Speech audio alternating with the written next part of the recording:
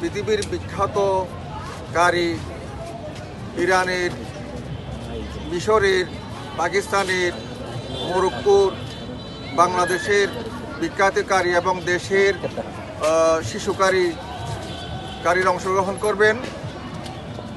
আমরা ইনশাল্লাহ আগামীকালকে ঠিক যথাসময়ে ৩টায় শুরু করব।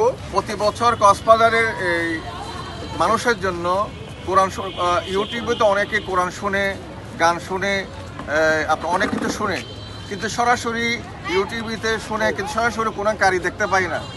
কক্সবাজারের বাসীরা আগ্রহ করে বসে আছে সরাসরি কারি দেখার জন্য। সরাসরি একটা শোনা আর ইউটিউবে শোনা পার্থক্য থাকে।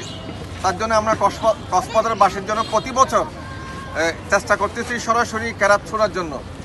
এটা এই কারিরা জাতীয় ঈদগাহ জাতীয় বাইতুল মুকাররমে কোরআন তেলাওয়াত করেছিলেন, এরা চিটাগংয়ে তেলাওয়াত করেছিলেন, সারা বাংলাদেশে তেলাওয়াত করছিলেন ওরা। সেম কারি জাতীয় বাইতুল মুকাররমে যেটা ওনারা কেরাত পড়েছিলেন, তারা এখানে আসছেন, কালকে আসবেন ইনশাল্লাহ। শুধু মানুষকে আপনার কোরআন শোনার জন্য, মানুষকে আপনার আল্লাহমুখী করার জন্য, ছেলে মেয়েদেরকে উদ্বুদ্ধ করার জন্য, ছেলে মেয়েদেরকে আমাদের ছেলে মেয়েরা গান শুনে, নাচ গান শুনে, কিন্তু এই কোরআন যদি শুনে, কোরআন আমাদেরকে অনেক দিকে নিয়ে যেতে পারে। কোরআন মানুষকে সব জায়গায় কোরআন, মনে করেন আমরা কোরআন নিয়ে শুধু গবেষণা করি না, কোরআন নিয়ে অর্থসহ কোরআন শরীফ পড়ি না, শুধু তেলাওয়াত করি। এখানে তেলাওয়াতও হবে, আমরা সামনে আপনার অর্থের ব্যবস্থাও করেছি। আগামীকাল ইনশাআল্লাহ অর্থসহ কোরআন শরীফ কিছু হবে, ধারাবাহিকভাবে আমরা সেটা করব।